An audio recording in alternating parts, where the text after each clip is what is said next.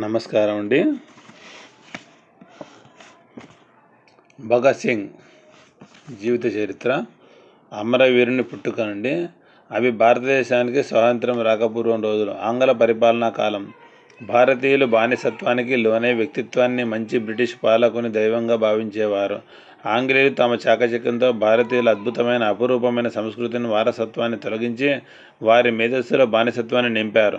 అదే కాలంలో అనేక మంది మహనీయులు జన్మించి భారతీయుల్లో పాదుకున్న బానిసత్వాన్ని తొలగించి వారిలో ఆత్మగౌరవము ఆత్మవిశ్వాసం నెలకొల్పి వారిని నిద్రాణ స్థితిలో నుంచి మేల్కొల్పి భారతదేశానికి స్వాతంత్రం తెచ్చే ప్రయత్నం చేశారు. భారత భూమిలో జన్మించిన అట్టి నాయకమణులలో భగత్ సింగ్ ఒకరు. భగత్ సింగ్ 1907 సంవత్సరము సెప్టెంబర్ 7వ తేదీన లైలాపూర్ జిల్లాలోని జరన్వాలా తాలూకా బంగా గ్రామంలో జన్మించాడు. భగత్ సింగ్ పుట్టినప్పుడు తండ్రి కిషన్ సింగ్, పినతండ్రి స్వరణ్ సింగ్ జైలు నుండి విడుదలైనారు. కావున పిల్లవాడు అదృష్టవంతుడని భగత్ సింగ్గా పిలువబడ్డారు. భగత్ సింగ్ రక్తంలో అతని పూర్వీకుల దేశభక్తి మిళితమై ఉంది. భగత్ సింగ్ తాతగారు అర్జున్ సింగ్ రైతేగాక ఆయుర్వేద, యునానీ వైద్యంలో నిష్ణాతుడై కూడా స్వాతంత్ర పోరాటంలోనూ సమాజ సేవలో ఉత్సాహం పెంచుకున్నాడు. ఆయన ఆర్య సమాజ సభ్యుడు. ఆయన రాజకీయంగా కాంగ్రెస్వాది. ఆయన ముగ్గురు కుమారులు. పెద్దవాడు కిషన్ సింగ్, రెండవవాడు సర్దార్ అజిత్ సింగ్ తీవ్రవాది, మూడవవాడు స్వర్ణ్ సింగ్. తల్లి విద్యావతి ధైర్యస్తురాలు. పంజాబ్ మాతగా స్వాతంత్ర్యం తర్వాత పంజాబ్ రాష్ట్ర ప్రభుత్వంచే బిరుదు పొందినది. భగత్ సింగ్ నరనరాన వారసత్వంగా వచ్చిన దేశభక్తియే గాక తరచుగా తమ ఇంటికి వచ్చిపోయే గొప్ప వ్యక్తుల వల్ల కూడా ప్రభావితుడైనాడు. భగత్ సింగ్ ఇంటికి రాకపోకలు సాగించే గొప్ప వ్యక్తుల్లో పంజాబ్ కేసరి లాలా లజపత్ రాయ్, ఆర్య సమాజానికి చెందిన మహాత్మా హంసరాజ్, లాల్ హర్దయాల్, బాయి పరమానంద్ ముఖ్యులు. భగత్ సింగ్ పినతండ్రి అజిత్ సింగ్ సర్దార్ అనే పేరుతో విప్లవ సంస్థను నడుపుతుండేవాడు. అందువల్ల ధైర్యస్తులైన సర్దార్ పార్టీ సభ్యులు భగత్ సింగ్ కుటుంబానికి సన్నిహితులుగా ఉండేవారు. అంతేకాక భగత్ సింగ్ తల్లి కూడా అతని బాల్యం నుంచి గురు గోవింద్ సింగ్, అమరవీరుడైన హకీకత్ రాయ్, రామ కృష్ణ గాథలను చెప్పి అతనిలో దేశభక్తిని నూరిపోసేది. అలాంటి ప్రకాశవంతమైన నేపథ్యంలో భగత్ సింగ్ దేశభక్తి నెలకొనడం అక్షరమేమీ కాదు. భగత్ సింగ్ తన 3వ ఏట ఇతర పిల్లలు తమ పిల్లల చేష్టలలో ఉండగా భగత్ సింగ్ ఒక చిన్న ప్రశ్నకు ఊహించిన సమాధానం ఇచ్చి కుటుంబం ఆశ్చర్యపరిచినాడు. ఒక రోజున భగత్ సింగ్ మట్టి ముద్దలో చిన్న చిన్న ముక్కలను గుచ్చి ఆడుకొనుచుండగా అతని తండ్రి స్నేహితులు చూసి, నీవు ఏమి చేయుచున్నావు అని అడగగా పిల్లవాడు గర్వంగా తుపాకీలను పెంచుతున్నాను అని చెప్పాడు. ఎందువల్ల పెంచుతున్నావు అని అడగగా శత్రువులను ఓడించుటకు అని ధైర్యంగా చెప్పాడు. సాహసి అయిన చిన్న బాలుని నుండి ధైర్యవంతమైన సమాధానం విని ఆ వ్యక్తి, కిషన్ సింగ్, నీ కొడుకు సామాన్యమైన పిల్లవాడు కాదు. భగత్ సింగ్ పినతండ్రులు క్రియాశీలురైన స్వాతంత్ర సమర యోధులు. అందువల్ల వారు పలుమార్లు జైల్లో ఉన్నారు. కానీ దానివల్ల వారి దేశభక్తి ఎందు కల ప్రేమ నశించలేదు. అతని పినతండ్రి అజిత్ సింగ్ ఉద్రేకపూరితమైన ప్రసంగము మరియు చేతులతో బ్రిటిష్ వారి పునాదులు కదిలించెను. అందువల్ల అతని సోదరుడు స్వరణ్ సింగ్ను తరచు జైల్లో ఉంచేటివారు. యువకుడైన భగత్ సింగ్ జీవితంలో 1919వ సంవత్సరంలో అదృష్టవంతమైనది గాను మలుపు తిప్పేది గాను రుజువైంది. అతడు తన 12వ ఏటనే లాహోర్లోని DAB కాలేజీ విద్యార్థి. అతడు చదువుతో పాటు ఇతర వ్యాసంగములలో కూడా ఉండేవాడు.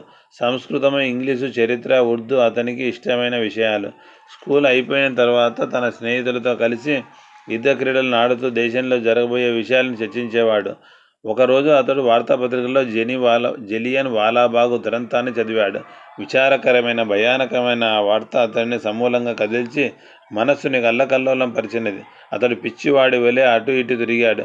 విషాదకరమైన 13 ఏప్రిల్ 1919 శ్రీరామనవమి మర్నాడు వచ్చినది. ఆ రోజున కాంగ్రెసు నాయకులు చాలామంది ఖైదు చేయబడినారు. ఖైదు చేయబడిన వారిలో అత్యంత పూజనీయులు అయిన వారిలో అమృత్సర్కు చెందిన డాక్టర్ సత్యపాల్, సైఫుద్దీన్ కిచ్చిలు కలరు. వారి అరెస్ట్ అమృత్సర్ నగర పౌరులకు ఆందోళన కలిగించినది. అందువల్ల వారు ఆ సంఘటనకు నిరసన తెలుపుటకు నిర్ణయించుకున్నారు. అందుకుగాను వారు 4 ప్రక్కల ప్రహరీ గోడతో కూడిన విశాలమైన మైదానమును తమ సమావేశం కొరకు ఎన్నుకున్నారు.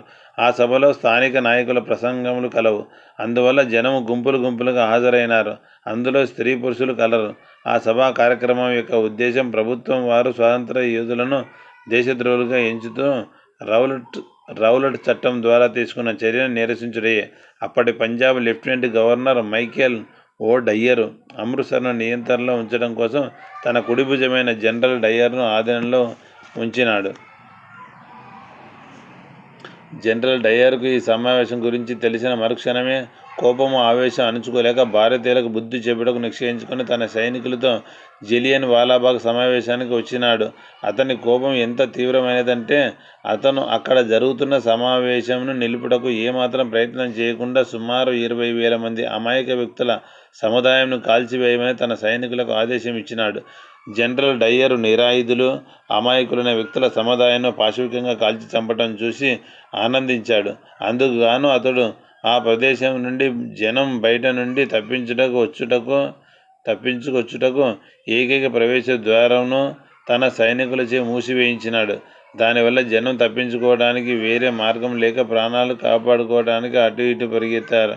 ఆ తొక్కిసలాటలతో చాలామంది ఆ మైదానంలో గల పాత బావిలో పడిపోయినారు. ఈ సంఘటన బ్రిటిష్ వారి క్రూరత్వానికి నిదర్శనంగా నిలిచి 379 మంది ప్రాణాలను బలిగొనుటయే కాక 11,137 మంది గాయపడటకు కారణమైనది. సైనికులు గుడ్డిగా 1,630 రౌండ్ల కాల్పుల వర్షం జరిపినారు. బ్రిటిష్ వారి నిర్దయత్వం ఎంత దూరం పోయినదంటే ఆ మారణకాండ అయిన వెంటనే కర్ఫ్యూ విధించి గాయపడిన అమాయక జనానికి వైద్య సహాయం అందకుండా చేసినారు. ఈ సంఘటన అత్యంత విషాదకరమే కాక హృదయ విదారకంగా భారతదేశ చరిత్రలో నిలిచి స్వాతంత్ర పోరాటానికి ఒక మలుపుగా నిలిచినది. అత్యంత హృదయ విదారకమైన జలియన్ వాలాబాగ్ గురించి భగత్ సింగ్ చదివి తన ఇంటికి 3 రోజుల వరకు పోలేదు. అతని కుటుంబం వారు అతని కొరకు అతను సాధారణంగా ఉండే ప్రదేశాల్లో వెతికారు. కానీ ప్రయోజనం శూన్యం. కుర్రాడు ఆ విధంగా అకస్మాత్తుగా మాయమవటం విచారాన్ని కలిగించినది. భగత్ సింగ్కి ఆ వార్త చదివిన ప్రభావాన్ని తప్పించుకోవడానికి ఏ ఉపాయము తోచలేదు. అది సూదంటు రాయి వలె ఆకర్షించి తను చేయబోయే పని యొక్క పరిణామములను ఆలోచించనీయలేదు. భుజమునకు సంచి తగిలించుకొని అతడు అమృత్సర్ రైలు ఎక్కినాడు. అతను అత్యంత విషాదకరమైన స్థితిలో ఉండి మారణకాండ జరిగిన ప్రదేశం చూసిన వెంటనే తట్టుకొనలేక బిగ్గరగా ఏడ్చినాడు. అక్కడ ఉన్న సమాధుల వద్దకు నడిచి వెళ్ళి అక్కడ గోడలలో ఉన్న బుల్లెట్ గుర్తులను చూసి అనేక మందికి సమాధి అయిన పాత బావిలోనికి తొంగి చూసినాడు. మైదానంను సూక్ష్మంగా పరిశీలించి అక్కడి మట్టి చనిపోయిన వారి రక్తంతో రక్తసిక్తమై ఉండుట గమనించాడు. అతడు అక్కడి మట్టి కొంత తీసుకొని పెట్టెలో పెట్టుకుని నుదుటిన కొంత ధరించినాడు. భగత్ సింగ్ గమనించకుండా అక్కడ నిలబడి జరిగిన భయంకరమైన సంఘటనలను, అప్పుడు జనం ఏడ్చిన ఏడుపులను ఊహించుకున్నాడు. ఆ రోజు భగత్ సింగ్ జీవితంలో సంపూర్ణమైన మార్పు తీసుకువచ్చే అతను తన చేయబోయే పనికి జన్మించినట్లుగా భావింపజేసింది. అతనికి జలియన్ వాలాబాగ్ పవిత్ర ప్రదేశమైనది. భగత్ సింగ్ ఇంటికి ఆలస్యంగా చేరినాడు. అతని రాక వల్ల అతని కుటుంబం హాయిగా ఊపిరి పీల్చినది. జలియన్ వాలాబాగ్ నుండి తీసుకువచ్చిన పవిత్రమైన మట్టిని తన సోదరునికి చూపించి అది తోటి భారతీయుల రక్తంతో మిళితమై ఉన్నది అని దాని ముందు మోకరిల్లి ఉన్నాడు. అతడు దాన్ని తన పుస్తకముల అరలో ఉంచి ప్రతిదినము పూజించేవాడు. సహాయ నిరాకరణోద్యమ ప్రభావము. జలియన్ వాలాబాగ్ సంఘటన స్వాతంత్రోద్యమమునకు ఒక ఊపునిచ్చింది. కాంగ్రెస్ మహాత్మాగాంధీ నాయకత్వంలో సహాయ నిరాకరణోద్యమం మొదలుపెట్టింది. ఆ ఉద్యమంలో భాగంగా సామూహికంగా ప్రభుత్వ ఉత్తర్వులను, కళాశాలను, పాఠశాలను, న్యాయస్థానాలను బహిష్కరించారు. భగత్ సింగ్ చురుకుగా ఈ ఉద్యమంలో తన తండ్రి ప్రోత్సాహంతో చురుకుగా పాల్గొన్నాడు. విదేశీ వస్త్రాలను తగులబెట్టడంలో అతడు ఎల్లప్పుడూ ముందుగా ఉండేవాడు. భగత్ సింగ్ ఎన్నడూ విదేశీ వస్త్రాలను ధరించలేదు. ఖాదీకి ఎక్కువ ప్రాముఖ్యం ఇచ్చేవాడు. స్వదేశీ ఉద్యమం తరువాత ఖాదీ ధరించుతున్నందుకు అతను ఎంతో గర్వపడేవారు. అతడు డిఏవి కాలేజీలో చదువు వదులుకొని ప్రత్యేక పరీక్షలో ఉత్తీర్ణులై లజపతిరాయి, బాయి పరమానందులు లాహోర్లో స్థాపించిన కళాశాలలో చేరినారు. అతను నాటకములలో ప్రత్యేక శ్రద్ధ తీసుకొని కాలేజీలోని డ్రామాటిక్ అసోసియేషన్లో నటించేవాడు. అందులోనూ ఉత్సాహకరమైన పాత్రలను ధరించేవాడు. ఇలా ఉండగా కాలేజీ వారు సహాయ నిరాకరణ ఉద్యమం మొదలుపెట్టినారు. కానీ గాంధీ గారు ఆ ఉద్యమమును చౌరీ చౌరాలో జరిగిన యుద్ధోత్సవం సాకుగా చూపి ఆపివేసినాడు. గాంధీ గారి ఈ నిర్ణయానికి దేశవ్యాప్తంగా నిరసన వ్యక్తమైంది. ప్రముఖ నాయకులైన దేశబంధు చిత్తరంజన్ దాస్, లజపతి రాయ్, మోతీలాల్ నెహ్రూ, జవహర్లాల్ నెహ్రూ, సుభాష్ చంద్రబోసు ఈ నిర్ణయంపై అయిష్టత వ్యక్తపరిచారు. భగత్ సింగ్ ఈ విధంగా ఆకస్మికంగా ఆగిపోయిన ఉద్యమం వల్ల భ్రమలు తొలగిపోయినవి. అందుకు భగత్ సింగ్ తన భావ వ్యక్తీకరణకు మార్గాన్వేషణ గురించి ఆలోచించవలసి వచ్చినది. ప్రప్రథమంగా అతడి మెదడులోనికి అతడు 8 ఏళ్ల వయసులో చిన్న పెద్ద వ్యూహం జ్ఞాపకం వచ్చినవి. ఆ వ్యూహంను సూఫీ అంబప్రసాద్ అని పినతండ్రి అజిత్ సింగ్ సృష్టించినట్లు జ్ఞాపకం వచ్చినది. అది ఏమనగా విప్లవకారులైన సూఫీ అంబప్రసాద్, అజిత్ సింగ్, కటార్ సింగ్, సరాభా, దాస్ బిహారీ బోస్ వగైరాలు బ్రిటిష్ వారికి వ్యతిరేకంగా విప్లవం ప్రోత్సహించుట. అమరవీరుడు కటార్ సింగ్ భగత్ సింగ్ హృదయంలో ప్రముఖ స్థానం ఉండి అతన్ని భగత్ సింగ్ తన నాయకునిగా ఆదర్శంగా ఎంచుకునేట్లు చేసింది. భగత్ సింగ్ అతని యొక్క సంపూర్ణ త్యాగంచే ప్రభావితుడై బ్రిటిష్ వారి క్రూరత్వమునకు జలియన్ వాలాబాగులో జరిగిన మారణకాండకు జవాబు ఇచ్చినట్లుగా నిర్ణయం తీసుకోమన్నట్లు చేసింది.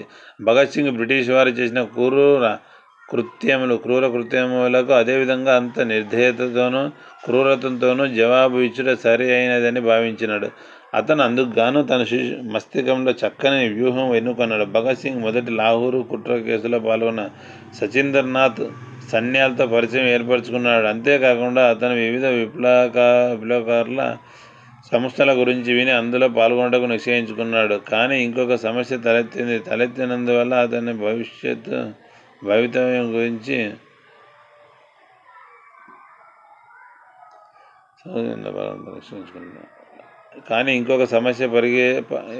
పరిస్థితి తలెత్తినందువల్ల అతని భవితవ్యం గురించి తీసుకున్న నిర్ణయం అతను సహకరించలేదు. అతను విప్లవకారునిగా మారుటకు నిర్ణయించుకున్నందువల్ల అతని తాతగారు భగత్ సింగ్ జీవితం జాతికి అతనిని అంకితం చేస్తున్నట్లు చెప్పిన మాటల వలన అతని జీవితంలో వివాహం చేసుకోకూడదని నిర్ణయం తీసుకున్నాడు. కానీ అతని తండ్రి దగ్గర నుండి అతనికి వధువు చూసినట్లును వివాహం చేసుకున్నటకు రావలసిందిగా ఉత్తరం వచ్చినది. అందులో అతని అమ్మమ్మ అతని పెళ్లి చూచుటకు అదుర్దాగా ఉన్నది అని వ్రాసినారు. భగత్ సింగ్ తండ్రికి ప్రత్యుత్తరం రాస్తూ తన నిర్ణయం గురించి రాసినాడు. కానీ అతని తండ్రి అందుకు ఒప్పుకొనలేదు. ఆ విషయమే ఇద్దరి మధ్య కొంతకాలం ఉత్తర ప్రత్యుత్తరములు జరిగినవి. చివరిసారిగా భగత్ సింగ్ తన నిర్ణయం గురించి వివరిస్తూ ఇట్లు వ్రాసినాడు: నేను నీ వంటి దేశభక్తుని దగ్గర నుండి ఇటువంటి సూచన రావడం ఆశ్చర్యకరంగా అనుకుంటున్నాను. మీరు మీ తల్లి కోరికను తీర్చుకోవాలి అనుకోగా నేను మనందరికీ మాత సమానమగు భారత మాత స్వాతంత్రానికి బ్రహ్మచారిగా ఉండదలిచాను. ఆ ఉత్తరం తండ్రికి చేరే లోపలే భగత్ సింగ్ లాహోర్ వదిలి వెళ్ళినాడు. భగత్ సింగ్ లాహోర్ నుండి కాన్పూర్కు జన జాగరణ కొరకై వచ్చినందున పత్రికా వ్యాసంగంను ఎన్నుకున్నాడు. ఆ సమయంలో అతను గణేష్ శంకర్ విద్యార్థి అని కాంగ్రెస్ కార్యకర్త మరియు విప్లవ స్నేహితునికి చెందిన ప్రతాప్ ప్రెస్సులో తలదాచుకున్నాడు. ఆ సమయంలో అనేక ప్రెస్సులలో ఉన్న అనేక పుస్తకములతో పరిచయం ఏర్పడి వాటిని చదువుతూ అందులో ఉన్న విషయములను రాసుకొనుతూ ఆ సమయంలో చుట్టుప్రక్కల గ్రామాల్లో జరుగు సంతలలో ఉత్సాహభరితమైన ప్రసంగాలు ఇస్తూ కాలం గడిపేవాడు. అతని ఆ సందర్భంలో ఇంటిని కూడా పూర్తిగా మర్చిపోయినాడు. కానీ అతని కుటుంబం అతను గురించి పూర్తిగా బాధపడుతూ అతను ఎక్కడ ఉన్నది తెలియక విచారించేవారు. అతని అమ్మమ్మ మంచం పట్టినది. చిట్ట చివరకు భగత్ సింగ్ కాన్పూర్లో ఉన్నట్లు వారికి తెలియవచ్చింది. వారు భగత్ సింగ్ అతని వివాహ విషయం వదిలివేసినట్లుగా, అందువల్ల ఇంటికి రావాల్సిందిగా ఉత్తరం వ్రాసినారు. ఆ విషయం విన్న వెంటనే భగత్ సింగ్ సంతోషంగా తన స్వగ్రామమైన బంగా గ్రామం చేరినాడు. అదే సమయంలో సిక్కులు జైన్ మోర్చా అనే ఉద్యమం మొదలుపెట్టినారు. ఈ ఉద్యమం సిక్కు సంఘంలో ఏర్పరచుకున్న హానికరమైన విషయంను నిషేధించుటకు, ఆపుటకు లేదా మరమ్మతు చేయుటకు గాను ఉద్దేశించబడినది. ఆ జాతర చివరి గమ్యం గురునానక్ జన్మస్థలం. ఆ జాతర అనేక ప్రదేశములు గ్రామముల నుండి వెళ్తున్నది. అందులో బంగా గ్రామం కూడా ఒకటి. ప్రభుత్వం వారికి అట్లు జన సముదాయం కూడుట ఇష్టం లేదు. అందువల్ల దిల్ బాగ్ సింగ్ అనే వ్యక్తిని నియమించినారు. దిల్ బాగ్ సింగ్ కూడా సిక్కి. అతను భగత్ సింగ్కు దగ్గర చుట్టం. అతను తన విద్యుక్త ధర్మం నెరవేర్చుటకు ఎంతగా కృతనిశ్చయుడై ఉన్నాడంటే అతను తన ప్రదేశంలో ఆ ఉద్యమంలో పాల్గొన్న వ్యక్తులను నీరు ఆహారం దొరకకుండా నిషేధించినాడు. ఈ చర్యకు భగత్ సింగ్ నుండి తీవ్ర ఆక్షేపణ వచ్చి అతను దీన్ని భంగం కుట్ర చేసి ఆహారం నీరు వారికి అందజేసినాడు. అంతేకాకుండా అతను ఉద్వేగభరితమైన ఉపన్యాసం ఇచ్చి స్వాతంత్ర్యం యొక్క ఆవశ్యకతను నొక్కి వక్కానించాడు. దిల్బాగ్ సింగ్ ఈ వార్త విని కోపోద్రిక్తుడైనాడు. కానీ అతను భగత్ సింగ్ మీద ఎటువంటి చర్య అయినా తీసుకునేందుకు భగత్ సింగ్ యొక్క అప్పటి వయస్సు అడ్డు వచ్చినందున అతన్ని ఏమీ చేయలేకపోయినాడు. భగత్ సింగ్ ఆ విధంగా ప్రభుత్వం వారి ప్రయత్నములు భగ్నం చేసినప్పటికీ అతను తృప్తి చెందలేదు. కారణం ఏమనగా తాను తగిన స్థానంను సుస్థిరపరచుకొని తన ప్రయత్నాలు కొనసాగించలేకపోయాననే భయం మాత్రమే. ఈ అసంతృప్తి నవజీవన భారత్ సభ అను సంస్థ లాహోర్లో స్థాపనకు దారితీసింది. ఆ సంస్థ యొక్క ముఖ్యోద్దేశము దేశభక్తిని, నైతిక సాంఘిక బాధ్యతలను సాహిత్యంలో ఉత్సాహం యువతలో కలిగించుట. భగవతి, చరణ్, సత్యపాల్ మొదలగు నాయకులు ఈ సంస్థలో భాగస్థులు. ఆత్మార్పణ ఉత్సవం జరిపించుట ఈ సంస్థ యొక్క ముఖ్యమైన ఉద్దేశం. దీని వెనుక ఉన్న ప్రధాన ఉద్దేశం విద్యార్థుల్లోనూ యువకుల్లోనూ మనోబలం ఉద్ధరించుట. ఈ ఉత్సవంలో భాగంగా ఊరేగింపులు జరుపుట, అమరవీరుల చిత్రపటాలను ప్రదర్శించుట, ఉద్రేకభరితమైన ప్రసంగములను ఇచ్చుట, పథకం ద్వారా ప్రతిష్టలు తీసుకునుట మొదలైనవి. ఆ విధంగా తన ఉద్యమంలోని యువతను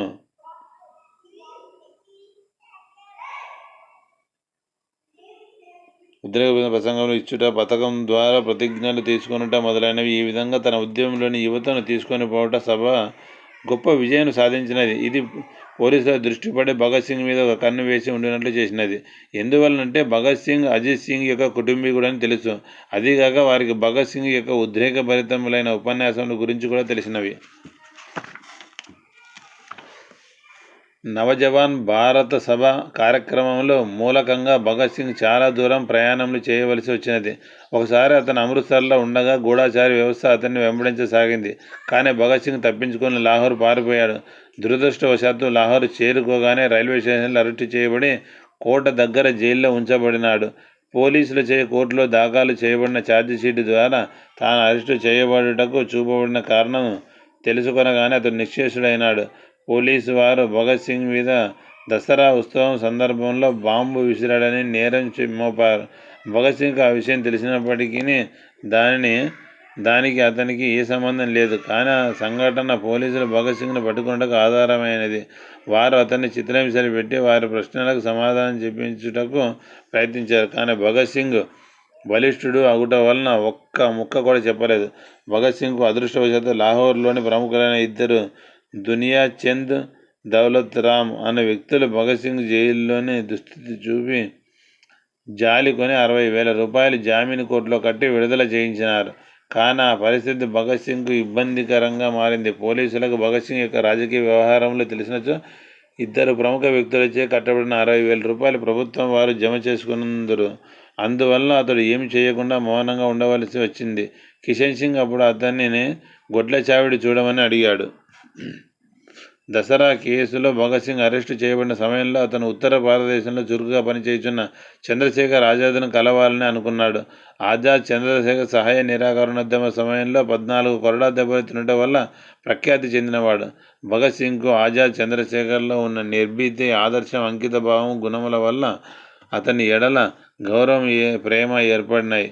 ఆజాద్ తనతో కలిసి పనిచేయుటకు అంగీకరించినచో తన కార్యక్రమాలకు చాలా సహాయకరంగా ఉండి అవి భారతదేశం మొత్తం వ్యాపించునని భావం కలిగినది. ఆజాద్ విప్లవ సంఘంలో చురుకైన కార్యకర్తగా విప్లవ జీవితం మొదలుపెట్టినాడు. ఆ సంస్థే హిందుస్థాన్ రిపబ్లికన్ ఆర్మీ. పోలీసులు అతని కొరకు వెతకసాగినారు. ఎందువల్ల అనగా కకోరి రైల్వే దోపిడీలో అతని పాత్ర ఉన్నందువలన. కానీ అతను చాలా జాగ్రత్తగా తప్పించుకొని వెళ్ళినాడు.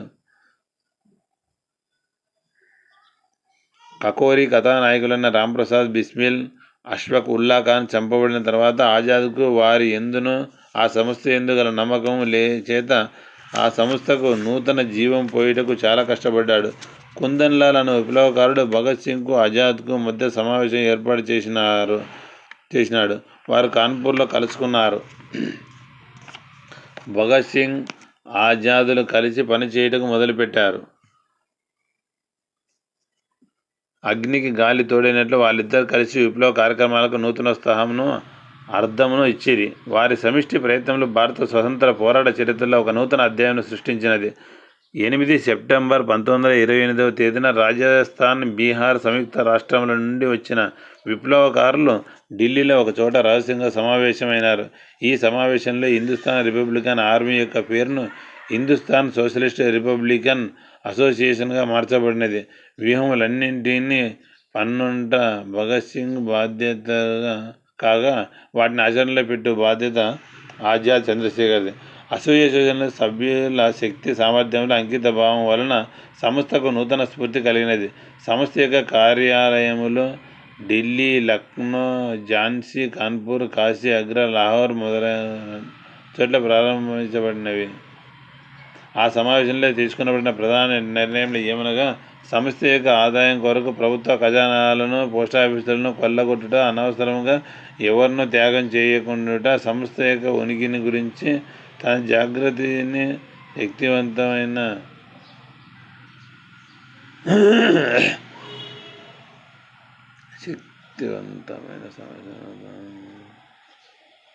అందుకు కావలసిన ప్రచార సాధనను తయారు చేయు బాధ్యత భగత్ సింగ్కు వదలబడినాయి. వాటిని అమలు చేయుటకు లూటీలు, దోపిడీ చేయుట బాధ్యత ఆజాద్ చంద్రశేఖర్ది. అదే రోజున ప్రభుత్వం వారు గవర్నర్ లార్డ్ ఇర్విన్ వివిధ సంస్థల యొక్క నాయకులను పిలిచినట్లుగా ప్రకటించినది. ఆ సమావేశంలో సర్ జాన్ సైమన్ నాయకత్వంలో ఏర్పడిన కమిషన్ లండన్ నుండి ప్రభుత్వం వారు ప్రభుత్వ నిర్వహణ గురించి మార్పు చేయు విషయంలో జనాభిప్రాయం గురించి తెలుసుకొనుటకు గాను వచ్చుచున్నట్లుగా ప్రకటించబడినది. ఈ కమిషన్ వారు భారతదేశంను పర్యటించుచు అనేక ప్రదేశములను చూచెదరు. ఇది ప్రకటించబడగానే నాయకులు ఇది బ్రిటిష్ వారి యొక్క కుతంత్రంగాను భారతీయ జనసామాన్యంలో రగులుచున్న స్వాతంత్రాగ్నిని చల్లార్చుటకు గాను ప్రతి భారతీయుని హృదయంలో మండుచున్న స్వాతంత్ర అగ్ని కీళ్లను మార్చుటకు చేయు ప్రయత్నంగా ఎంచినారు. ఆల్ ఇండియా సైమన్ బహిష్కరణ కమిటీని ఏర్పాటు చేసుకొని సైమన్ కమిషన్ బహిష్కరించుటకు నిశ్చయించుకున్నారు. ఆ కమిటీకి మదన్ మోహన్ మాలవీయ అధ్యక్షుడు. సెప్టెంబర్ 8వ తేదీన జరిగిన సమావేశంలో సమస్త విప్లవకారులు సమావేశములలో పాల్గొనుటకు నిశ్చయింపబడినది. విప్లవకారులు ఇది దేవుడు పంపిన అవకాశంగా చూసి రెట్టింపైన ఉత్సాహంతో ప్రయత్నం చేయసాగారు. సైమన్ కమిషన్ వచ్చి సెప్టెంబర్ 20వ తేదీన ప్రదర్శనతో కమిషన్కు స్వాగతం చెప్పడం నిశ్చయించిరి. ఆ ప్రదర్శనకు పంజాబ్ కేసరి లాలా లజపత్ రాయ్ నాయకుడిగా ఉండి నడుపును. భగత్ సింగ్, భగవతీ చరణ్ సుఖ్దేవ్ మరియు నవజీవన్ భారత సభకు చెందిన ఇతర సభ్యులు జనమున నాయకత్వం వహించి సెప్టెంబర్ 20వ తేదీ పొద్దున లాహోర్కు వెళ్ళవలెను. అంతా వ్యూహం ప్రకారం సక్రమంగా జరిగినది. సైమన్ కమిషన్ స్టేషన్లో దిగగానే సైమన్ వెనక్కి వెళ్ళు అని నినాదం ప్రతిధ్వనించినవి. పోలీసు సూపరింటెండెంట్ స్కాట్ భారతీయులకు గుణపాఠం చెప్పుటకు చూచుచున్నాడు. జనసమూహం దగ్గర ఉండుట చూసినాడు. ఎట్టి కారణం లేకుండానే లాఠీచార్జికి ఆర్డర్ చేసినాడు. పోలీసులు శాంతియుతంగా ఉన్న ప్రదర్శకులను కొట్టుట ప్రారంభించినారు. అప్పుడు పోలీసు వారు చూపిన క్రూరత్వం నిర్దయకు తగిన దృష్టాంతం ఇదివరలో భారతదేశంలో ఎన్నడూ లేదు. స్కాట్ లాలా లజపత్ రాయ్ గుణపాఠం చెప్పవలసిందిగా అసిస్టెంట్ సూపరింటెండెంట్ అయిన జేపీ సాండర్స్కు సైగ చేసినారు. లాండర్స్ తన సైనికులు లాలా లజపత్ రాయ్ దగ్గరకు పరిగెత్తుకొని వెళ్ళి బలంగా కొట్టినాడు. ఆ దెబ్బలకు ఆయన చేతిలోని గొడుగు పగిలి ముక్కలైనది. లాలా లజపత్ రాయ్కి ఛాతీలో 9 అంగుళముల లోతైన బలమైన గాయములు తగిలినవి.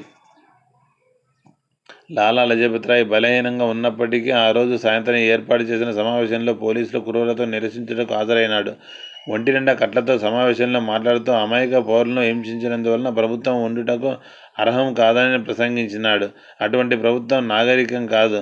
ఆయనకు తగిన ప్రతి దెబ్బ బ్రిటిష్ వారు ప్రభుత్వ సమాధికి కారణమవుతుందని ప్రసంగించినాడు. ఇది లజపత్ రాయ్ చివరి ప్రసంగం. ఆయన నవంబర్ 17వ తేదీన మరణించారు.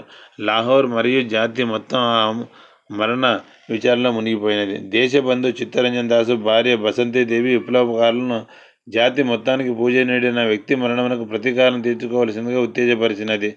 దేశంలో గౌరవం ఏమైనా ఉన్నదా? మీకు అవమానమును అగౌరవమును కలుగుట లేదా? ఈ జాతి యొక్క పౌరులుగా నేను దేశంలోని యువకులు ముందుకు వచ్చి సమాధానం ఇవ్వవలసిందిగా ప్రశ్నించుచున్నానని పలికినది. హిందుస్థాన్ సోషలిస్టు అసోసియేషన్ వారు తాము బసంతీదేవి ప్రశ్నకు సమాధానం ఇవ్వడానికి సిద్ధమైనారు. ఆజాద్ నాయకత్వంలో 1/12/1928 రహస్య సమావేశం జరిగినది. భగత్ సింగ్, సుఖ్దేవ్, రాజ్గురు, భగవతీ చరణ్ మొదలైన హిందుస్థాన్ సోషల్ అసోసియేషన్ వారు బసంతిదేవి ప్రశ్నకు సమాధానం ఇవ్వడానికి సిద్ధమైనారు. ఆజాద్ నాయకత్వంలో 1/12/1928 రహస్య ప్రవేశం జరిగింది. భగత్ సింగ్, సుఖ్దేవ్, రాజ్గురు, భగవతీ చరణ్ మొదలైన వారు హాజరైనారు. వారు పోలీసు సూపరింటెండెంట్కు చంపుటకు నిశ్చయించినారు. 17 డిసెంబర్ సాయంత్రం 4:30 ప్రాంతంలో ఆజాద్, భగత్ సింగ్, సుఖ్దేవ్, రాజ్గుర్లు సూపరింటెండెంట్ ఆఫీసరు ముందర తమ నిర్దేశిత ప్రాంతంలో లాహోర్లోని మాల్ రోడ్ నందు మాటు వేసినారు. స్కాట్ పోలీస్ స్టేషన్ నుండి బయటకు రాగానే అతన్ని గుర్తించు బాధ్యత జైగోపాల్ది. ఒకవేళ అతను ఆ ప్రయత్నంలో విఫలమైతే అందుకు వేరే గుంపు ఉద్దేశించబడినది. సాయంత్రం 4:35 ప్రాంతంలో విప్లవకారులకు జైగోపాల్చే సూచన ఇవ్వబడినది. భగత్ సింగ్ జైగోపాల్ పొరబడినట్లు తెలుసుకున్నాడు. ఎందువలనంటే బయటకు వచ్చినది స్కాట్ కాదు, శాండర్. భగత్ సింగ్, శాండర్ కూడా నేరస్తుడే. లజపత్ రాయ్ని కొట్టిన వారిలో అతను కూడా ఒకడని తలచినాడు. శాండర్స్ తన మోటారు సైకిల్ దగ్గరికి రాగానే రాజ్గురు, భగత్ సింగ్లు పొదలమాట నుండి బయటకు వచ్చి శాండర్ని కాల్చినారు.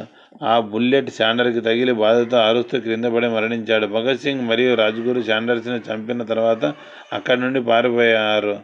చన్మన్ సింగ్ అనే కానిస్టేబుల్ అతన్ని వెంబడించాడు. అతను తన వెనుక నుండి ఖబర్దార్ అనే శబ్దం విని ఆగిపోయాడు. చన్మన్ సింగ్ వెనుదిరిగి 50 గజాల దూరంలో ఆజాద్ నిలబడి ఉండడం చూశాడు.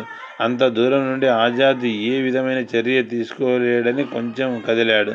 తక్షణం ఆజాద్ అతన్ని కాల్చివేశాడు. అతను అక్కడికక్కడ మరణించాడు. ఇంతటి ధైర్యానికి ఒడిగట్టింది ఎవరని జాతి మొత్తాన్ని కలిసివేసింది. 5 రోజుల తర్వాత ఎర్ర ఇంకు ఉన్న చేతి రాత బయటపడింది. హిందుస్థాన్ సోషలిస్ట్ రిపబ్లికన్ అసోసియేషన్ ఆ సంఘటనకు బాధ్యత వహించిందని ఆ చీటి తెలిపింది. ఆ చీటి అణచివేతకు హెచ్చరిక అని ఆ చీటి శీర్షిక. సంక్షిప్తంగా ఈ సంఘటన లాలా లజపత్ రాయ్ మరణానికి భారతదేశ ప్రతీకార మార్గమని ఆ చీటి సంక్షిప్తంగా తెలియపరిచింది. జాతీయ నాయకుని అందరి సమక్షంలో కొట్టి బ్రిటిష్ ప్రభుత్వం తన జాతి గౌరవాన్ని దిగదార్చుకుంది. అందువల్ల జాతి యువత దాన్ని ఒక సవాలుగా తీసుకుంది. యువత ఆయుధాలను చేపట్టి దేశ గౌరవాన్ని కాపాడేకై ఆత్మార్పణకు సిద్ధపడింది. జాతి నాయకుని చంపిన వారు ప్రపంచంలో అత్యంత క్రూరమైన పాశవికమైన ప్రభుత్వానికి గుర్తు. వారు విచారించినప్పటికీ, రక్తపాతాన్ని కోరినప్పటికీ ఈ విధమైన పాశవికమైన చర్య జాతిని త్యాగాల నిలయంగా మార్చింది. ఆజాద్ ఉపయోగించిన బలరాజ్ పేరుతో ఆ చీటీ ఉన్నది. ఈ రకమైన చేతి చీటీలను గమనించిన ఆ పోలీసు జాగరూకుడైనాడు. బ్రిటిష్ ప్రభుత్వాన్ని ఈ చర్య అశాంతికి లోను చేసింది. ఈ సంఘటనను వారు సవాలుగా తీసుకున్నారు. ఈ సంఘటనను సైమన్ కమిషన్ రాకకు ప్రభుత్వం వెంటనే గుర్తించింది. వైస్రాయ్ దోషుల్ని వీలైనంత తొందరగా అరెస్టు చేయమని ఆజ్ఞాపించాడు. చాలామంది పిల్లల అమాయకులు అరెస్టు కాబడి లాహోర్లో విచారణకు లేక కఠినమైన చర్యలకు గురి కాబడ్డారు. ముఖ్యంగా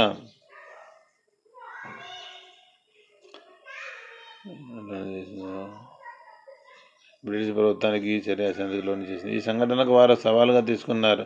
ఈ సంఘటనకు సైమన్ కమిషన్ రాకు సంబంధం ఉందని ప్రభుత్వం వెంటనే గుర్తించింది. వైస్రాయ్ దోషుని వీలైనంత తొందరగా అరెస్టు చేయమని ఆజ్ఞాపించాడు.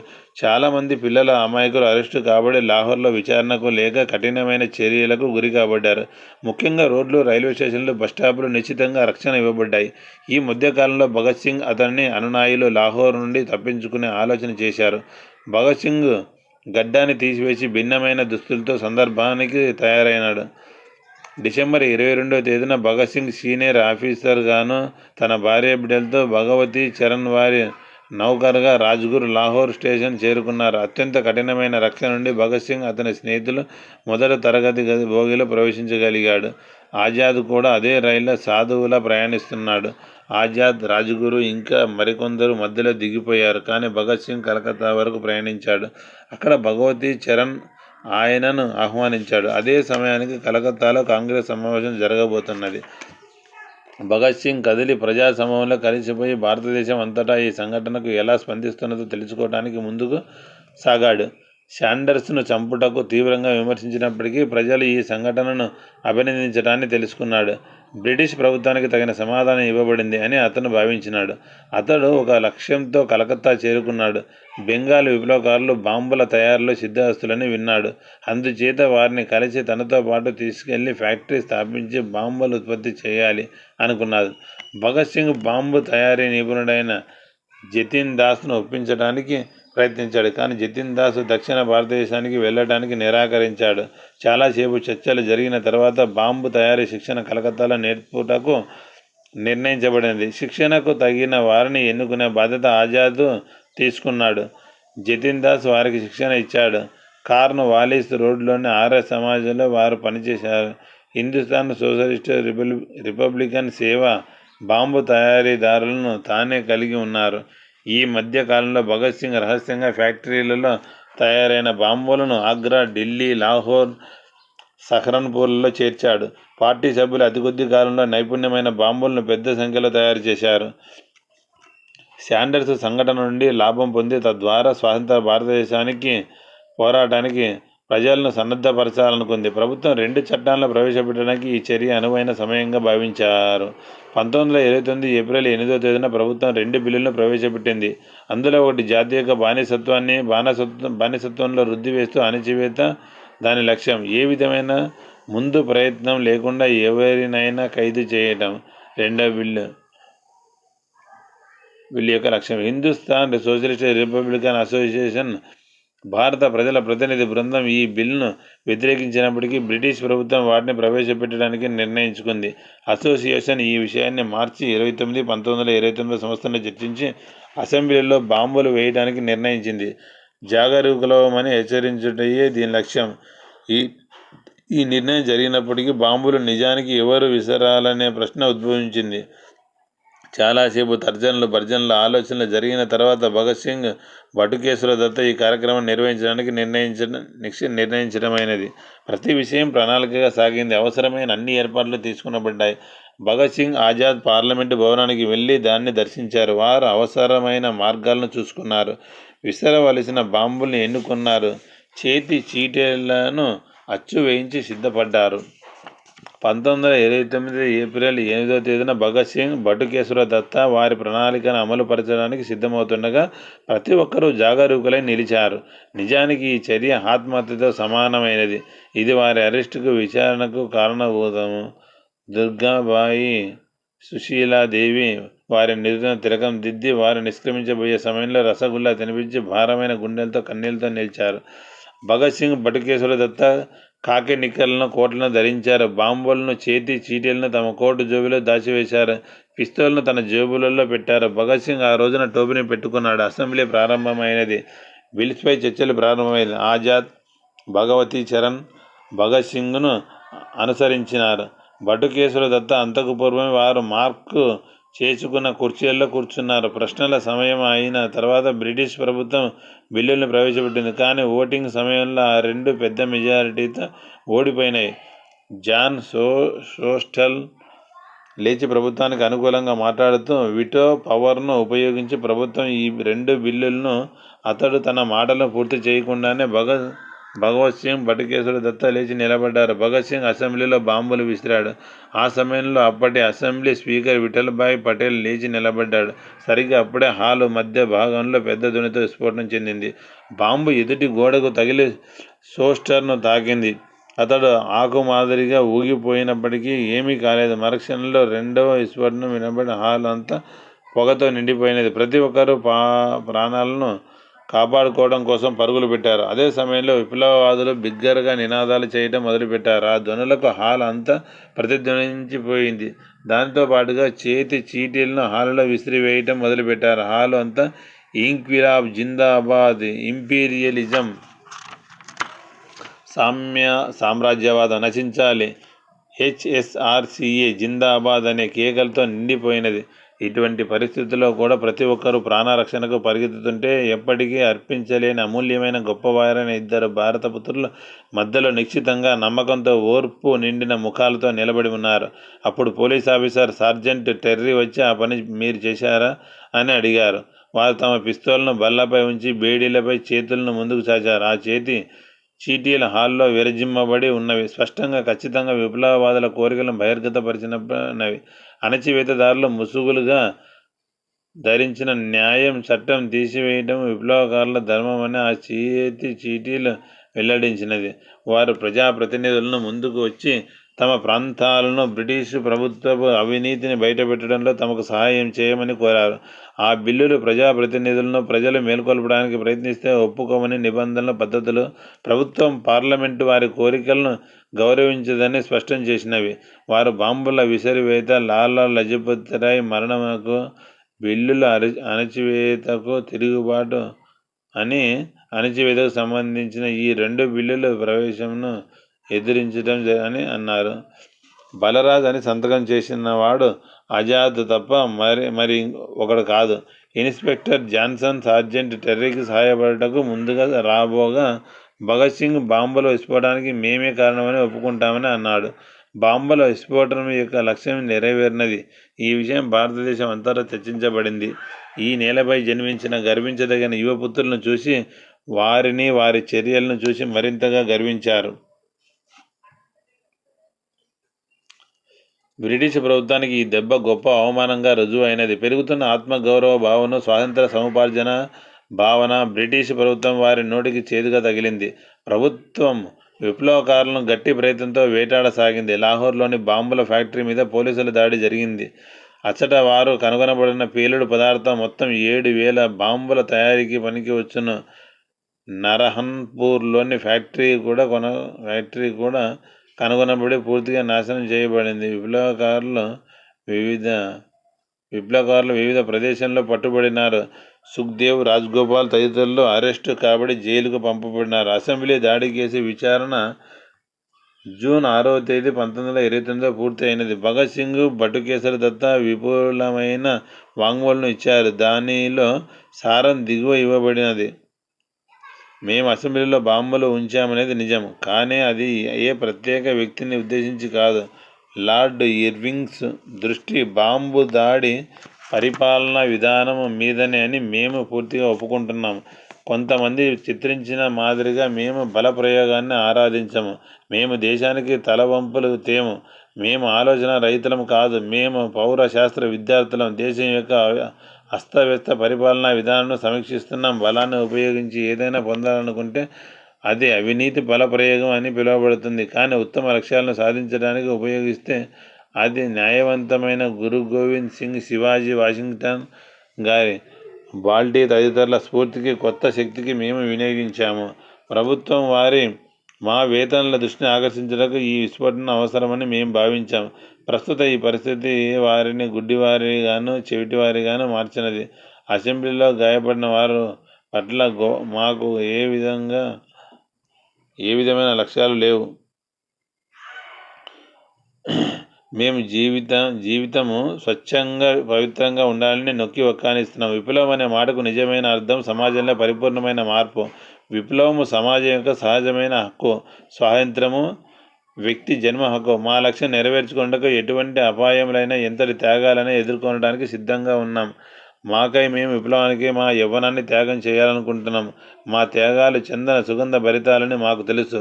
ఇటువంటి విప్లవం కావాలని మేము ఎంతగానో ఎదురు చూస్తున్నాం. విప్లవం సదా జీవించాలి. విప్లవం సదా జీవించాలి. 1929 జూన్ 12వ తేదీన జడ్జి మిడిల్టన్ తన తీర్పునిచ్చాడు. భగత్ సింగ్, బటుకేసరి దత్తు ఖైదును బహుమతిగా పొందినారు. శాండర్స్ హత్య వెనుక భగత్ సింగ్ ఆలోచన ఉన్నదనే నిజాన్ని పోలీసులు తెలుసుకున్నారు. జై గోపాల్ ప్రభుత్వ సాక్షిగా మారిపోయి హిందుస్థాన్ సోషలిస్టు రిపబ్లిక్ అసోసియేషన్కు చెందిన ఎన్నో నిజాలు వెల్లడించాడు. ఇది విన్న భగత్ సింగ్ ఎంతో నిరుత్సాహపడ్డాడు, విచారపడ్డాడు. అతడు తనని తాను శత్రువులతో ఎంతటికైనా తెగించి పోరాడగలమని, కానీ ఇటువంటి మోసగాలతో ఎలా పోరాడగలమని తనని తాను ప్రశ్నించుకున్నాడు. లాహోరు కుట్ర కేసు పోలీసులచే సిద్ధం చేయబడినప్పుడు భగత్ సింగ్, బటుకేసరి దత్తు హైకోర్టును అప్పీల్ చేసుకున్నారు. వారు తమ విధానాలను ప్రజలకు తెలియటం కోసం ఇలా చేశారు. వారి స్థిరత్వం, ఆలోచన క్లుప్తంగా దిగువ ఇవ్వబడినది. తీర్పు ఒక వ్యక్తి హత్యను ఆధారం చేసుకొని ఉండరాదు. ఒక వ్యక్తి హత్య, సైన్యంలోని 100 మంది హత్య ఒకే తరగతికి చెందినవైనట్లయితే జాతులు, సైనికాధికారులు హంతకుల కోవలోనికి వస్తారు. కానీ ఎవరూ కూడా ఈ రెండు ఒకే కోవలోనికి చెందినవి అనరు. మేము సామాన్య హంతకుల మాదిరిగా ముద్ర వేయబడము. మా లక్ష్యాలు, ఉద్దేశాలు తప్పుగా అర్థం చేసుకొనబడినవి. విప్లవం యొక్క లక్ష్యం ఒక మనిషి మరి ఒక మనిషి ద్వారా దోపిడీ కాబడట, స్వేచ్ఛయే దూరమట మొదలగు వారిని ఆపివేయటము. దానిని మేము స్పష్టంగా చెప్పాలని అనుకుంటున్నాం. భగత్ సింగ్ ఊహించినట్లే 1929 జూలై 10వ తేదీన శాండర్స్ హత్య విచారణ ప్రారంభించారు. కేసు సెంట్రల్ జైల్లోనే విచారించడమైనది. ఒకవైపు విచారణ సజావుగా సాగుతుంటే ఇంకొక క్రొత్త పోరాటం ప్రారంభమైంది. రాజకీయ ఖైదీలు అందరూ జైల్లో అగౌరవంగా అమానుషంగా చూడబడేవారు. భగత్ సింగ్ తన తోటి ఖైదీలతో చర్చించిన తర్వాత జైళ్ల జీవితం అభివృద్ధి పరచడానికి ఏదైనా చేయదలుచుకున్నాడు. అమానుషమైన ఈ ప్రవర్తనను ఎదిరించాలని అనుకున్నాడు. విదేశీ రాజకీయ ఖైదీల వల్లనే భారతీయ రాజకీయ ఖైదీలని సౌకర్యాలు పొందాలని అతను పట్టుబట్టాడు. అతడు విలాస జీవితమునకై కాక భారతీయులలో ఆత్మాభిమానం మేలుకొలుపుటకు ఇలా పట్టుబడ్డాడు. భారతీయ ఖైదీలు అందరూ నిరాహార దీక్ష పూనారు.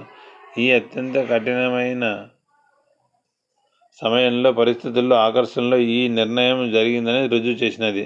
జైలు అధికారులు తమకు చేతనైనంతగా వారి నిరాహార దీక్షను చెడగొట్టడానికి ప్రయత్నించారు. ఉక్కు లాంటి మనోబలం కలిగిన భగత్ సింగ్ ఇతర నాయకుల ముందు వారి ప్రయత్నాలు నిరుపయోగమని రుజువు అయినది. విప్లవకారులు రోజు రోజుకు నిరసిస్తున్నారు. ఇంతేకాకుండా భగత్ సింగ్ రోజు కోర్టుకు హాజరవుతూ కూడా తన నినాదాలు ఆపలేదు. ఈ వార్తా పోరాటం భారతదేశం అంతటా చేరినట్లు పత్రికలు ప్రాచుర్యం చేసినాయి. ప్రజలు భగత్ సింగ్ను ఇతర విప్లవకారులను కొత్త మార్గంలో అభిమానించడం మొదలుపెట్టారు. బెంగాల్, పంజాబ్ జైలు కూడా ఈ ఉద్యమంలో అట్టుడికిపోయినాయి. ఆల్ ఇండియా కాంగ్రెస్ సమావేశం ఈ పోరాటాన్ని ఉత్సాహపరిచింది. భగత్ సింగ్ అనే సమర్థింపుదారులు 1929 జూన్ 14వ తేదీన నిరాహార దీక్షలు ప్రారంభించినారు. అదే రోజున కలకత్తాలో బాంబుల నిపుణుడు విప్లవకారుడు జతిన్ దాస్ పోలీసుల కస్టడీలోనికి తీసుకొనబడ్డాడు. లాహోర్లోని సెంట్రల్ జైలుకు పంపబడినాడు. అతడు కూడా నిరాహార దీక్షకు పూనాడు. సెప్టెంబర్ 13 మరణించే వరకు 63 రోజులు నిరాహార దీక్ష చేశాడు. జతిన్ దాస్ త్యాగం విప్లవకారుల మనోభావానికి కొత్త ఊపిరిపోసింది. జతిన్ దాస్ మరణంతో ప్రభుత్వం విప్లవకారుల కోరికలను అంగీకరించి జైలు సంస్కరణ ప్రారంభించింది. చంద్రశేఖర్ ఆజాద్ అవిశ్రాంతంగా బయట నుండి భగత్ సింగ్ తప్పించుకోవడానికి తగిన ఏర్పాట్ల కోసం ప్రయత్నిస్తున్నాడు. సంపూర్ణంగా పనికి అంకితమైన భగత్ సింగ్ మాదిరిగా జైలు లోపల నుండి కంటే బయట ప్రయత్నిస్తున్నాడు. భగత్ సింగ్ను జైలు బయటకు తీసుకువచ్చే ప్రయత్నం విఫలమైనప్పటికీ భగత్ సింగ్ జైలు బయటకు తీసుకురావడానికి ఉత్సాహం చూపలేదు. అతడు తన వంతు సహాయాన్ని అత్యంత ప్రియమై మాతృభూమి స్వాతంత్ర సముపార్జనలో సహాయపడాలని అనుకున్నాడు. జైలు భగత్ సింగ్ కుటుంబం చాలా అశాంతితో ఉన్నది. అతని తండ్రి కిషన్ సింగ్ స్నేహితుల సహాయంతో తన కుమారుడు అమాయకుడు అని పిటిషన్ పెట్టాడు. పిటిషన్ కాపీ వైస్రాయ్కి పంపించబడింది. భగత్ సింగ్కి ఈ విషయం తెలియగానే అతను తన తండ్రి నమ్మకద్రోహం చేశాడు అనుకున్నాడు. తన తండ్రి శత్రువులను క్షమించమని కోరడం బాధపడ్డాడు. అతడు చేసిన పనికి తండ్రికి ఎప్పటికీ క్షమాపణ లభించదని అనుకున్నాడు. భగత్ సింగ్ తండ్రికి తన నిజమైన అనుభవాలను రాశాడు. అందులోని విషయంలో క్రింద ఇవ్వబడినవి: నీవు చేసిన పనికి నా మనసు శాంతిని కోల్పోయినది. విపరీతంగా బాధపడ్డాను. నీవు చేసిన పనికి నీ స్థిరత్వం ఎలా అనుమతించినదో అర్థం చేసుకోలేకపోయాను. నాకు తెలియకుండా నీవు ప్రభుత్వానికి పిటిషన్ పంపటం నా ఉద్దేశంలో సరికాదు. నీవు కూడా ఒక దేశభక్తుడివే. మన లక్ష్యాలు ఒకటే, కానీ మార్గాలు వేరు. మీ బాధను పట్టించుకోకుండా, మీ ఒప్పుదలకు ఎదుట చూడకుండా నా నిర్ణయాన్ని నేను తీసుకున్నాను. ఇదే మన మధ్య భేదాలకు కారణం. మన రాజకీయవేత్తలు ముందుకు వచ్చి కోర్టులను బహిష్కరించాలని నేను గట్టిగా నమ్మాను. ఈ కోర్టులు కూడా ముఖ్యమైన అభిప్రాయ ప్రచార కేంద్రాలుగా ఉపయోగించబడుతున్నాయి. నేను ఈ పోరాటంలో తోటి వారితో ఒకే లక్ష్యంతో పాల్గొంటున్నాను. దానికోసం నేను ఏ త్యాగానికైనా సిద్ధం. ఏది ఏమైనా నీవు చేసినది అగౌరవమైన పని. నీవు నా వెనుక చెడ్డగా చిత్రించావు. నా దేశభక్తి ఎప్పటికీ ప్రశ్నించరానిది. కానీ ప్రయత్నాలు జరిగే ఈ సమయంలో నీవు విఫలమైనావని చెప్పడానికి చింతిస్తున్నాను. నా జీవితం అంతా భగత్ సింగ్ తన మాటకు, చర్యకు సమాన విలువనిచ్చాడు. ప్రతిరోజు కోర్టులో ఏదో ఒక విధంగా తన వాదాన్ని వినిపించేవాడు. ఒకరోజు కాకోరి అమరవీరుల అమరజీవుల సంస్మరణకై రాంప్రసాద్ బిస్మిల్ రచించిన పాటను ఉచ్చస్వరంతో ఆలపించాడు. విచారణలో మిగిలిన విప్లవకారులు అతనితో కలిపారు: భారతమాతకి జై, ఇంకిలాబ్ జిందాబాద్ గాలిలో భాగమై మారుమ్రోగాయి. విప్లవకారులను అదుపులో ఉంచడం కుదరని పని అని ప్రభుత్వం అంగీకరించింది. వెంటనే వేరొక మార్గాన్ని అనుసరించింది. ప్రత్యేక కోర్టు నియమించి విచారణ కొనసాగించింది. మెజిస్ట్రేటుకు భగత్ సింగ్కు మధ్య వివాదాన్ని కోర్టు దర్శించింది. కోర్టు విప్లవకారులకు సంఖ్యలు వేయమని ఆజ్ఞాపించాడు. భగత్ సింగ్ ఓర్పుతో మెజిస్ట్రేట్ని దీనికే క్షమాపణ కోరమని అన్నాడు. వారి మధ్య వివాదం హద్దులు దాటింది. ప్రభుత్వం వెంటనే మెజిస్ట్రేట్ను మార్చింది. భగత్ సింగ్ మరొక విజయాన్ని అందుకున్నాడు. చిట్ట చివరకు విప్లవకారులు కోర్టును బహిష్కరించారు. కానీ వారు కోర్టుకు హాజరు కాకపోయినా విచారణ కొనసాగింది. 1930 ఏప్రిల్ 7వ తేదీన ప్రత్యేక కోర్టు విచారణకు తెరదించింది. భగత్ సింగ్, సుఖ్దేవ్, రాజ్గురులకు ఉరిశిక్ష ప్రకటించింది. తదితరులకు జైలు శిక్షను విధించింది. పబ్లిక్ ప్రాసిక్యూటరు, జైలు సూపరింటెండెంట్ తీర్పును దోషులకు అందించడానికి బయలుదేరారు. భగత్ సింగ్ తీర్పును చిరునవ్వుతో అభినందించాడు. ప్రాసిక్యూటర్ ఎంతో విచారంగా ఉంటే భగత్ సింగ్ ఆయనతో, నేను మొదట్లో ఇది మీ హక్కు అనుకున్నాను. ప్రతివారు ఏదో ఒకరోజు మరణించాలి. ఇంతటి అమూల్యమైన కారణంతో మాతృభూమికి యువపుత్రుడైన నేను త్యాగం చేయడం నా అదృష్టం అని అన్నాడు. అతని మాటలు ఆ న్యాయవాదిని అవాక్కుగా చేసినాయి. ఉరి నిర్ణయమైన రోజు దగ్గర పడిన భగత్ సింగ్ దినచర్యలో మార్పు లేదు. అతడు ఎన్నో పుస్తకాలను చదివాడు. వ్యాజ్యాన్ని విసురుతూనే ఉన్నాడు. తోటి ఖైదీలను ఆట పట్టిస్తున్నాడు. చివరి వరకు ఇదే అతని దినచర్య. తన ఆశను ఎప్పటికీ కోల్పోలేదు. తన తోటి వారిని సంతోషంగా ఉండమన్నాడు. జైలు బయట దేశం అంతా భగత్ సింగ్ అదృష్టాన్ని కొనియాడింది. అతని ధైర్య సాహసాలను హిమాలయాలతో పోల్చింది. ఇలాంటి యువకులు జీవితాలు త్యాగానికి అంకితాలు కారాదనే నినాదాలతో గాలి నిండిపోయింది. గాంధీ ఇర్వింగ్ సమావేశంలో ఈ విషయం తలెత్తింది. కానీ ప్రభుత్వాన్ని ఈ ముగ్గురు యువకుల జీవితాలను నిలబెట్టమని అడగడం సాధ్యం కాలేదు. దేశమంతటా సమావేశాలు, ఊరేగింపులు నిర్వహించబడ్డాయి. వేల కొలది ఉత్తరాలు వైస్రాయ్కి పంపబడ్డాయి. ప్రజల అభిప్రాయాలను కూడా తన గొంతుతో చెప్పింది మీడియా. కానీ ఏ విధమైన మార్పు లేకుండా రోజులు గడిచిపోతున్నాయి. 1931 మార్చి 24 ఉరి అమలు తేదీగా నిర్ణయం జరిగింది.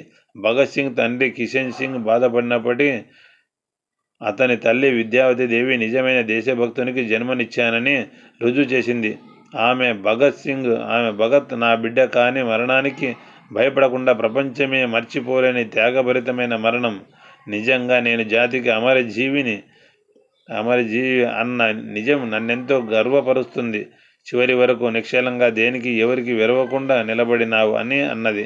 గర్వించదగ్గ ఆ తల్లి ఒక్క కన్నీటి బొట్టు కూడా విడవలేదు. ఈ మాటలు ఉత్సాహంను భగత్ సింగ్లో నింపినాయి.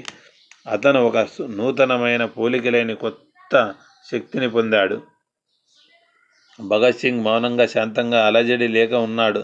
కానీ అతని శుభచింతకుడు మాత్రం పూర్తిగా అలజడి పడ్డాడు. వారు ప్రభుత్వానికి తనని క్షమించమని ఉత్తరం రాయమని సలహా ఇచ్చినారు. ఈ సూచనను భగత్ సింగ్ ఒక అవకాశంగా తీసుకొని తన అభిప్రాయాలను వెల్లడించినాడు. ఈ ప్రభుత్వం జాతి ఫిఫ్త్కు వ్యతిరేకంగా యుద్ధాన్ని నడిపానని నింద వేసింది. అనగా దాని అర్థం ఇంగ్లాండు ఇండియాల మధ్య యుద్ధం. ఈ దృష్టితో చూసిన మేము యుద్ధ ఖైదీలము. మమ్మల్ని యుద్ధ ఖైదీలుగా భావించాలి. మమ్మల్ని యుద్ధ ఖైదీల మాదిరిగా కాల్చి చంపండి, కానీ ఉరి తీయకండి. ప్రభుత్వం నిజాయితీగా లేదనే విషయం ప్రజలు తెలుసుకున్నారని భగత్ సింగ్కి తెలిసి చాలా ఆనందపడ్డాడు. దుర్గాబాయి భగత్ సింగ్ ఇతరులకు పోలీస్ స్టేషన్ ఎదురుగా బాంబేలోని హోమిల్టన్ రోడ్డులో పోలీసుల చేత కాల్పించమని నిరసించింది. తనకు దగ్గర సహచరుడైన ఆజాద్ అభిమన్యుడి వలె ఒంటరి పోరాటంతో అనేక మంది సైనికుల మధ్య వీరమరణం పొందినందుకు ఆనందపడ్డాడు. అతడి గుండె ఆజాదుకు అభినందించింది. ఉరి శిక్ష అమలు జరిగే రోజు దగ్గర పడి ప్రజలకు ఒత్తిడి పెరిగి ప్రభుత్వానికి అశాంతి పెరిగింది. వేల మంది ప్రజలు, ముఖ్యంగా స్త్రీలు జైలు బయట గుంపులుగా చేరి భగత్ సింగ్ను, అతని అనుచరులను విడుదల చేయాలని పట్టుబట్టారు. 24వ తారీఖు వరకు వేచి ఉండటం తెలివిగలతనం కాదని తెలుసుకొని ప్రభుత్వం విచారించింది. అందుచేత అకస్మాత్తుగా అందరినీ 23వ తేదీన ఉరి తీయాలని నిర్ణయించింది.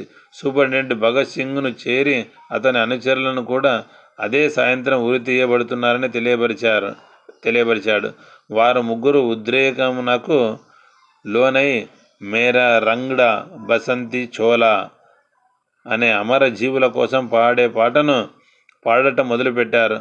వారు తమ చివరి ప్రయాణానికి నల్ల దుస్తులను ధరించారు. జైలు ఉద్యోగులతో కలిసి నడిచారు. మొట్టమొదటిసారిగా ఉరి తీయబడే వారిని గురించి వారి మధ్య సంభాషణ జరిగింది. తీవ్రమైన చర్చల తర్వాత ముగ్గురిని ఒకసారి ఉరి తీయటానికి సిద్ధపడ్డారు.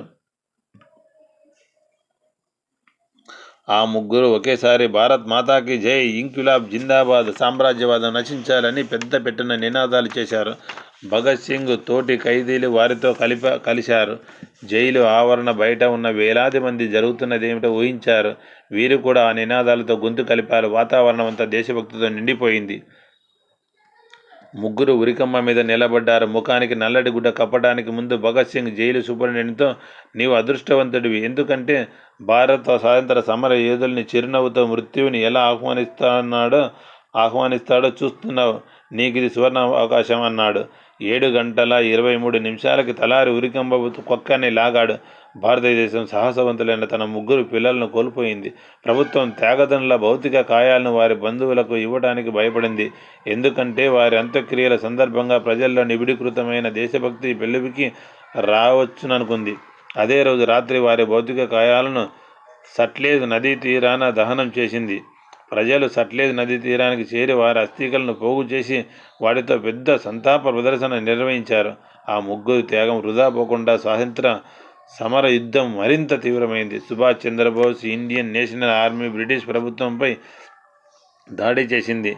ఈ దెబ్బలకు తట్టుకునే శక్తి బ్రిటిష్ ప్రభుత్వానికి లేకపోయింది. బ్రిటిష్ కిరీటం గడగడలాడటం ప్రారంభించింది. ఇంగ్లాండు మనస్థైర్యం క్విట్ ఇండియా ఉద్యమంతో సడలింది. ఈ విధంగా దెబ్బపై దెబ్బ పడటం వల్ల చిత్తుగా ఓడిపోయి భారతదేశాన్ని భారతీయులకు అప్పగించి దేశాన్ని వదిలి వెళ్ళినారు. అప్పటి నుండి ఢిల్లీలోని ఎర్రకోటపై మూవెన్నెల పతాకం ఎగరనారంభించింది. జై హింద్, జై భగత్ సింగ్.